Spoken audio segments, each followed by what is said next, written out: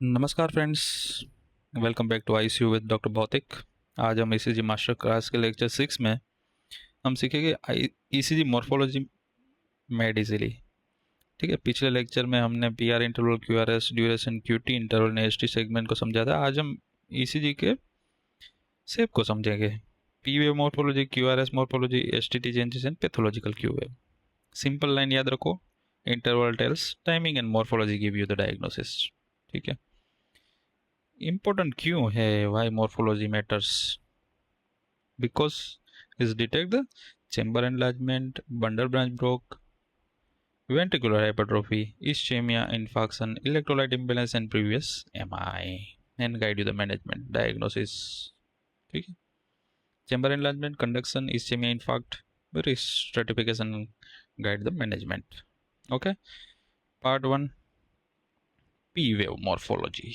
Okay, P wave सबसे पहले देखते हैं कि पी वेव की मॉर्फोलॉजी क्या क्या होती है। ठीक है, पी वेव एट्रियल डीपोलराइजेशन को रिप्रेजेंट करता है। ठीक है, नॉर्मल पी वेव जो होता है वो अपराइट होता है 2 AVF और V2 to V6 में, और नेगेटिव किसमें होता है? AVR में। ठीक है, ड्यूरेशन नॉर्मल कितना होता है? 0.12 सेकंड। हाइट कितनी होती है? Less than 2.5 mm limb lead and less than 2.5 mm in precordial leads. ठीक है, पी वेव देखते वक्त हमें मेनली 3 लीड यूज करनी चाहिए, 2 AVF और V1। पीपल मोनाले के टाइम हमें क्या क्या डायग्नोसिस बन सकता है? पीपल मोनाले हो सकता है कि मतलब कि राइट एट्रिया है वो एनलार्ज हो सकती है। ठीक है, अगर पी वेव टोल है, पीक्ड है, specially in 2 and 3 and AVF में, तो पीपल मोनाले है। कॉमन कोजेज हमें पता है क्या रहते हैं? COPD, tricuspid stenosis, pulmonary hypertension, congenital heart disease. ठीक है, टोल पिक टी वेव है, मोर देन 2.5 mm है, पीपल मोनाले डायग्नोस हो गया। उसके बाद रहता है पी माइट्रल यानी कि लेफ्ट एट्रियल एनलार्जमेंट। अगर पी वेव ब्रॉड नॉच यानी स्पेशली लीड 2 में है तो ठीक को पी माइट्रल है, left atrial enlargement. Common cause रहते हैं mitral stenosis, mitral regurgitation, hypertension and LV dysfunction में। ठीक है, broad P wave with duration more than 0.12 second. ठीक है, उसके बाद रहता है बाइफेजिक पी वेव। लीड 1 में पी वेव ऑफन बाइफेजिक हो सकता है। ठीक है, small positive with negative component होता है, लेकिन बट अगर टर्मिनल जो है वो negative component deep and wide है तो लेफ्ट एट्रियल एबनॉर्मलिटी सजेस्ट करता है। ठीक है, पी वेव हमेशा हमें लीड 2 और V1 में कंपेयर करना चाहिए। उसके बाद रहता है QRS मॉर्फोलॉजी। ठीक है, वो क्या हमें सजेस्ट करती है? वेंट्रिकुलर डीपोलराइजेशन को रिप्रेजेंट करती है। नॉर्मल उसके क्या रहती है morphology? Duration less than, narrow और शार्प रहती है, और लेस देन 0.12 सेकंड लेती है। Small Q wave can be normal in 1 AVL और V5 to V6। ठीक है, क्या क्या हमें पता लग सकता है? वेंट्रिकुलर हाइपरट्रोफी और कंडक्शन ब्लॉक है वो QRS से पता चल सकता है।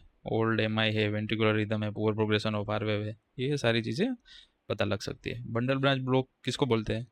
RBB भी होगा तो क्या होगा? तो V1 में मेनली RS RDS पैटर्न दिखने को मिलेगी V1 में। ठीक है, इसको बोलते हैं M पैटर्न इन V1।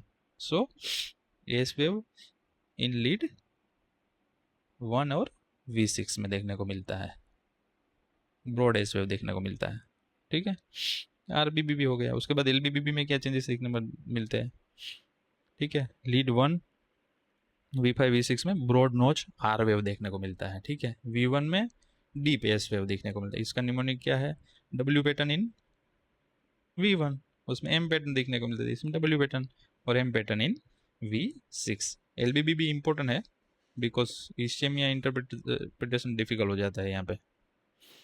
ठीक है, उसको दोनों को डिफ्रेंशिएट करना बहुत मुश्किल हो जाता है। वेंट्रिकुलर हाइपरट्रोफी भी पता लग सकती है, LVH RVH पता लग सकता है। LVH कब बोलते हैं? टोल आर वेव होता है V5 V6 में, और डीप एस वेव होता है V1 में। Sometime lateral ST depression and T wave inversion भी देखने को मिलता है। तो हमें क्या पता चलता है, LVH मतलब कि hypertension, aortic stenosis, hypertrophic cardiomyopathy हो सकता है। RVH कैसे पता चल लगता है, ठीक है, RVH में टोल आर वेव रहता है V1 में, ठीक है, tall R wave, right axis deviation, deep S wave in V5 and V6। तो हमें पता लगता है कि पेशेंट RVH के कॉज क्या रहते हैं, COPD और pulmonary hypertension. Poor prognosis of R wave पता लगता है, नॉर्मल चेस्ट लीड में R wave V5 to V6 तक ग्रेजुअली इंक्रीज होता है, ठीक है। नॉर्मल जो आर वेव रहता है V4 टू V6 में ब्रॉडली इंक्रीज, प्रॉपरली अगर इंक्रीज नहीं हो रहा है तो पुअर आर वेव प्रोग्रेशन बोलते हैं। Old anterior MI, LV lead displacement और LVH COPD और LBBB में देखने को मिलता है। क्लिनिकली इसको कोरिलेट करना चाहिए। उसके बाद रहता है STT चेंजेस, ठीक है। STT चेंजेस में क्या क्या चीज़ें देखनी होती है, उसको वेंट्रिकल रिपोलराइजेशन को रिफ्लेक्ट करता है, ठीक है। नॉर्मल जो STT चेंजेस रहते हैं, STT जो बेसलाइन पर होता है, T वेव अपराइट में होता है, किस में, 1 2 V3 से लेके V6 में, और नेगेटिव किस में होता है, AVR में। ये याद रखना पड़ेगा आपको, ठीक है। ST सेगमेंट जो होता है सब में एबनॉर्मलिटी ECG का इम्पोर्टेंट डायग्नोस्टिक एरिया में है, ठीक है। अगर ST एलिवेशन है मीन्स कि मायोकार्डियल इंजरी हो रही है। STMI pericarditis, early repolarisation, coronary vasospasm, LV aneurysm. STMI में ST एलिवेशन यूजुअली कॉन्वेक्स या तो स्ट्रेट पैटर्न में होता है एंड कॉन्टाजियस लीड में प्रेजेंट होता है। Always check reciprocal ST depression. उसका एग्जांपल है कि भाई इन्फीरियर और जो स्टेमी रहता है उसमें 2-3 AVF में ST एलिवेशन होता है और 1 और AVL में रेसिप्रोकल डिप्रेशन देखने को मिलता है, ठीक है। उसके बाद आता है ST depression, generally ischaemia suggest करता है, और एनस्टेमी अनस्टेबल एंजाइना रेसिप्रोकल चेंजेस में और डिगोक्सिन और LV स्ट्रेन में देखने को मिलता है, ठीक है। हॉरिजॉन्टल और down sloping ST depression more significant होता है। ICU में जब भी पेशेंट रहता है, शोक, hypoxia, anaemia, sepsis, demand increase होने की वजह से ST डिप्रेशन देखने को मिलता है। उसके बाद आता है T इन्वर्जन। T इन्वर्जन के क्या कॉजेज रहते हैं, ischaemia, old MI, RBBP, LBBP, pulmonary embolism, CNS event में हो सकता है, ठीक है। न्यू डिप जो सिमेट्रिकल T इन्वर्जन को कभी इग्नोर नहीं करना चाहिए, और चेस्ट पेन के साथ जो होता है उसको इस्चेमिया कंसिडर करना चाहिए। पीक T वेव किस में देखने को मिलता है, तो हाइपरकेलेमिया में। ICU वाले जो पेशेंट रहते हैं उसमें renal failure, acidosis, potassium supplement की हिस्ट्री रहती है, उसमें पोटेशियम लेवल देखना चाहिए। अर्ली MI में भी हाइपर एक्यूट T वेव हो सकती है। Flat T wave, flat T wave के क्या कोशिश रहते हैं, हाइपोकेलेमिया, इसेमिया, ड्रग इफेक्ट और नॉन स्पेसिफिक रह सकते हैं। उसके बाद रहते हैं pathological Q wave, myocardial necrosis को रिफ्लेक्ट करता है। Q वेव जो होता है वो वेंट्रिकुलर डीपोलराइजेशन का इनिशियल नेगेटिव रिफ्लेक्शन होता है। Q वेव क्या हो सकता है, जो सेप्टल जो पार्ट, वेंट्रिकुलर जो सेप्टल डिपोलराइजेशन है उसका इनिशियल नेगेटिव डिफ्लेक्शन, मतलब उसको Q वेव बोलते हैं। नॉर्मली किस में हो सकता है, स्मॉल 1 AVL V5 V6, ठीक है। नॉर्मली कैसा होता है वो, स्मॉल नेरो, उसकी depth less than 25% of R wave रहती है और ड्यूरेशन लेस देन 0.04 सेकंड रहता है। पैथोलॉजिकल उसको कब बोलते हैं, उसको तब बोलेंगे ड्यूरेशन 0.05 से जब बढ़ जाता है, depth more than 25% of R wave रहती है और 2 कॉन्टाजियस लीड में प्रेजेंट होता है, लगे उसको बताता है कि मायोकार्डियल नेक्रोसिस हो रहा है यहाँ पे।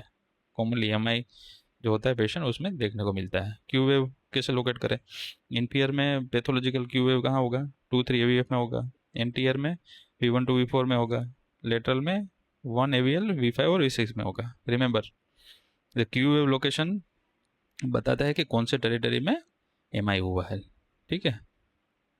जब ECG में मॉर्फोलॉजी असेस करें तो सीक्वेंस में देखना चाहिए, ठीक है। सबसे पहला स्टेप क्या देखना चाहिए हमें, P वेव को देखना चाहिए, ठीक है। और एट्रियल एनलार्जमेंट कहाँ से ओरिजिन हो रहा है वो बताता है। सेकंड QRS की मॉर्फोलॉजी देखो, LBB हाइपरट्रोफी और MI दिखाता है। थर्ड STT चेंजेस देखो, ठीक है। एलिवेशन डिप्रेशन देखो, फोर्थ टी वेव इन्वर्जन देखो, और फिफ्थ होता है कि क्यू वेव की पैथोलॉजी देखो।